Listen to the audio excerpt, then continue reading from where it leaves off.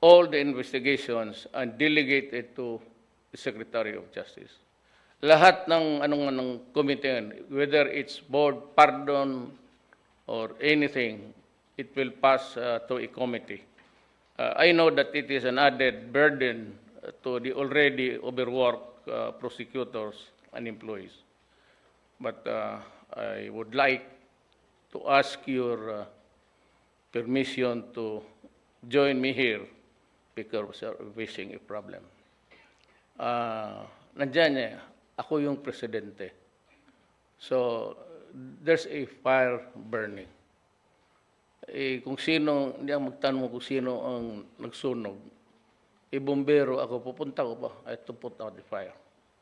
In this case, not really to put out the case, but to have it investigated thoroughly. And the best way to do it